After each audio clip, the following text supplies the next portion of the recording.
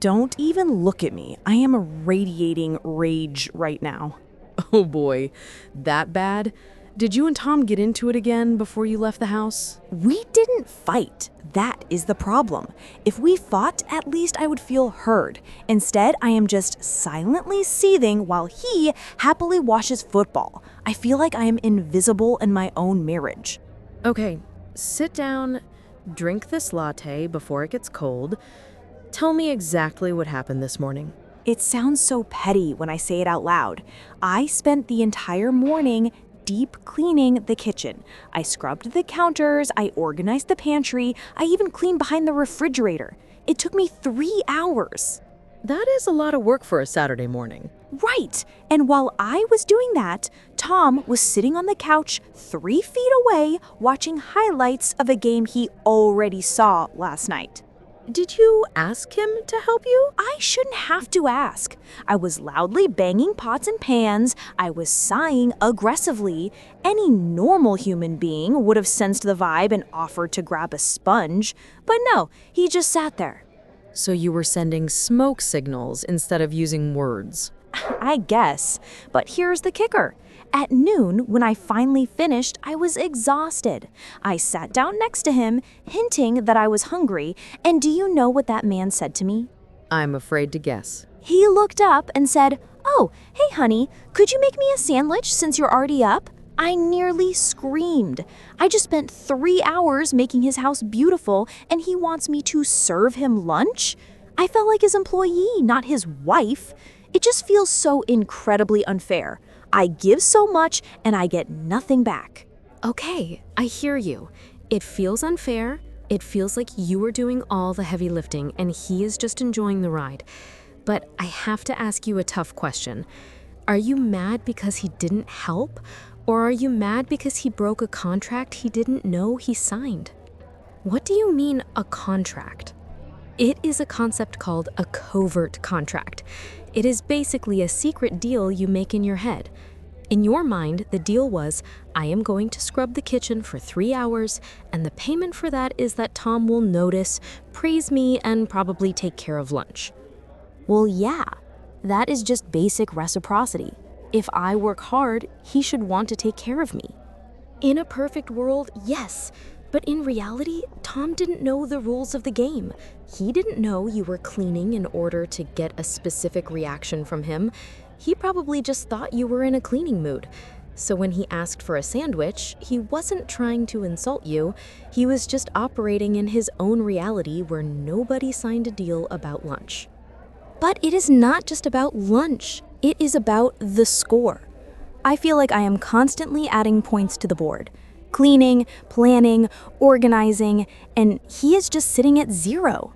I keep waiting for him to look at the scoreboard and panic and start trying to catch up, but he never does.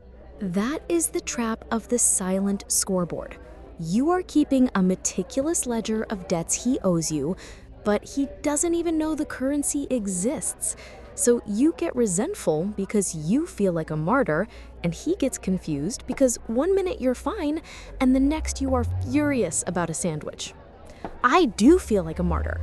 That is the worst part. I feel like I am suffering for the good of the household, and nobody cares. It makes me feel bitter. And then when I snap at him, he looks at me like I'm the crazy one.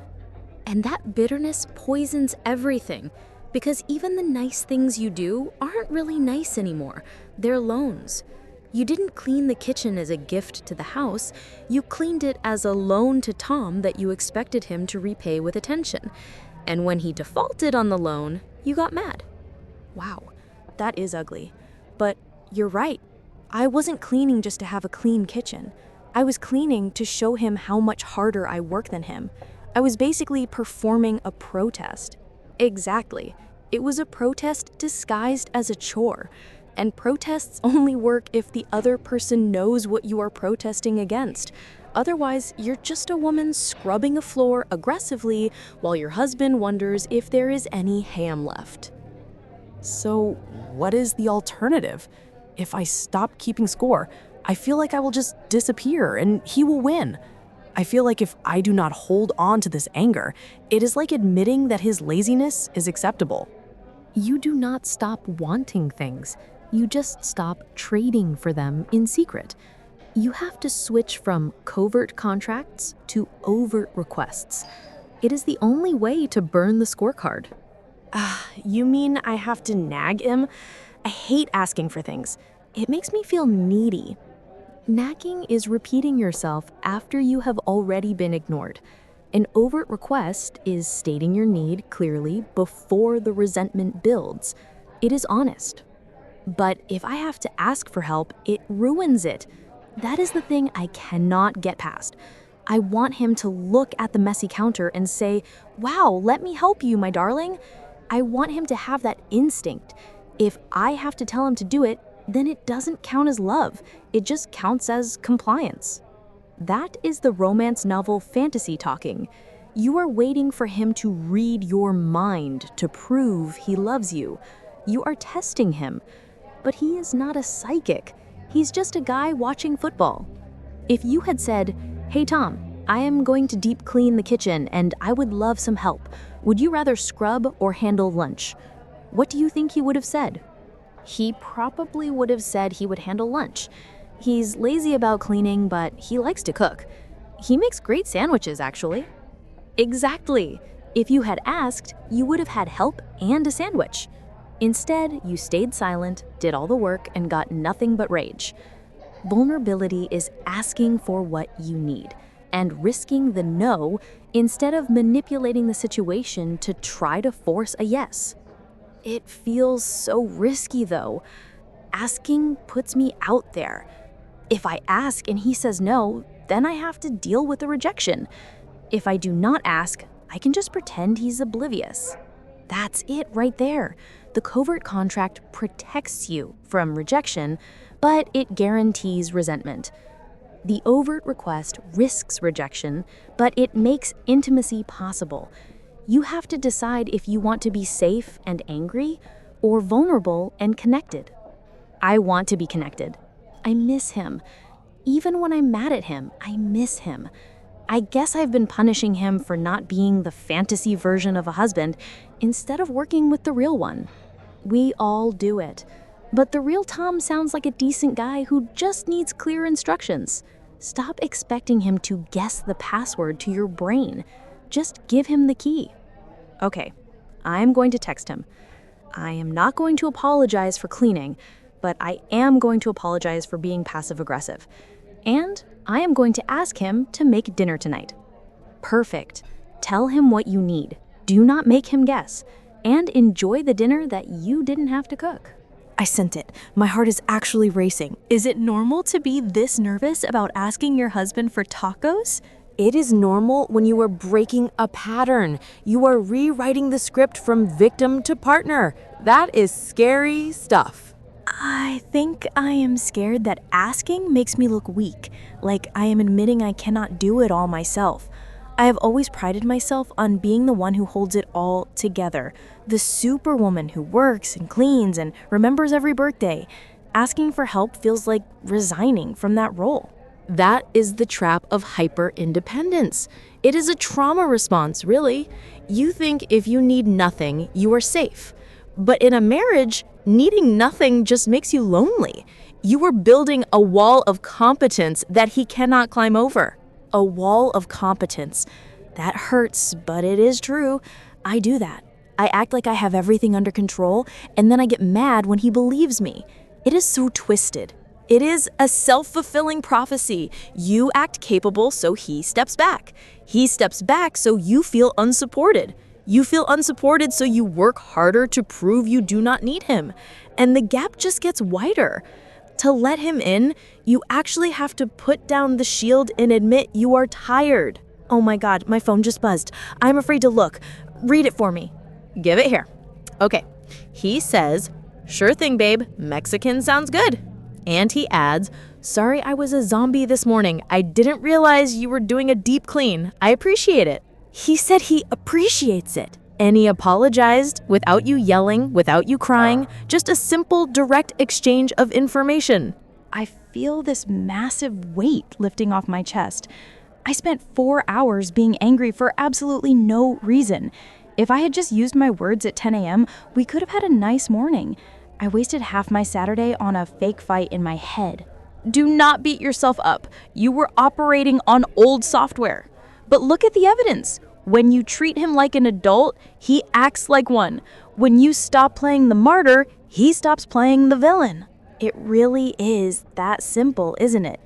We make it so complicated with all our stories and our pride. Relationships are simple, but we are complicated. The hardest part is dropping the ego that says, I shouldn't have to ask. Once you drop that, everything gets easier. You know what is really messed up, though? Part of me is almost disappointed that he responded so nicely. That is fascinating. Why would you be disappointed that he is being a good husband? Because if he is nice, then I have to stop being angry. And honestly, being angry feels kind of powerful. When I was scrubbing that counter, fuming about how lazy he is, I felt superior. I felt like the better person, the harder worker, the long-suffering saint. There it is, the intoxication of the moral high ground. It is addictive, isn't it? As long as he is the villain, you get to be the hero. You get to look down on him. I do look down on him sometimes. God, that sounds horrible to admit. I look at him relaxing and I think, look at this man-child while I keep the world spinning. It makes me feel important. But you cannot be intimate with someone you look down on. You cannot connect with someone when you are busy judging them. That superiority is a shield. It keeps you safe from being vulnerable, but it also keeps you lonely. You are sitting on a throne, but you are sitting there by yourself. So I have been choosing righteousness over happiness. I would rather be right about him being lazy than happy that he is willing to help. Exactly. You have been hoarding your resentment like it is treasure because it proves you are the competent one. But if you want a real partnership, you have to climb down off that pedestal. You have to be willing to be equals. And that means admitting that his way of being, relaxed, unbothered, might actually have value too. Value? In what universe is watching football while the kitchen is dirty valuable? In the universe where stress kills you. Look at you. You are vibrating with anxiety and he is calm. Maybe he actually has something to teach you about rest. Maybe instead of judging his relaxation, you could borrow some of it. Borrow his relaxation? That is a wild concept. I usually just resent it. I treat rest like a crime, and he treats rest like a requirement. If you stopped judging him, you might realize he balances you out. You bring the order, he brings the calm. But you view his calm as an attack because you are addicted to the struggle. I am addicted to the struggle. I make everything harder than it needs to be because if it's hard, it counts more. If I ask for help, it is easy. If I do it alone and suffer, it is noble. That is the martyr script. Suffering does not make you noble, it just makes you tired. And it makes you not fun to live with. Tom probably misses the fun version of you, the one who isn't keeping score of every spoon in the sink. I miss her too. I feel like I have turned into a bitter hall monitor. I don't want to be the hall monitor of my marriage anymore. Then you have to resign from the position. You have to decide that connection is more important than control. And that means accepting that sometimes the kitchen will be messy, and that is okay, because you are eating tacos with your husband. It sounds so much better than what I've been doing. I'm just tired of being the angry one. Then stop. Anger is a choice. You chose it this morning because you wanted to feel righteous. Tonight, you can choose connection. You can choose to see him as your teammate, not your project. I feel like I just went through 10 years of therapy in 45 minutes. I walked in here ready to divorce him over a sandwich, and now I am actually excited to go home and eat tacos. That is the power of perspective. The situation didn't change. Tom is still on the couch, the kitchen is still clean. The only thing that changed is the story you were telling yourself about it. You switched the genre from a tragedy to a romance. It is scary, though, to drop the anger. The anger felt safe. Being vulnerable feels naked. What if I go home and I slip back into the old pattern? What if I see a sock on the floor and I just lose it? You probably will. Change isn't a straight line. You will slip. You will want to pick up the scoreboard again because it is a habit. But when you do, just touch yourself. Laugh at yourself. Say out loud, okay, I am being a martyr again. Let me try that again. Laughing sounds good. We haven't laughed enough lately. I think I've been so focused on being right that I forgot to be happy. Being right is the booby prize of relationships. You can be right and alone, or you can be wrong and connected. Go home and be happy. Leave the scorecard here with the empty coffee cups. I am leaving it. I am officially retiring from the scoreboard business. I'm going to go home, give my husband a kiss, and tell him thank you for dinner.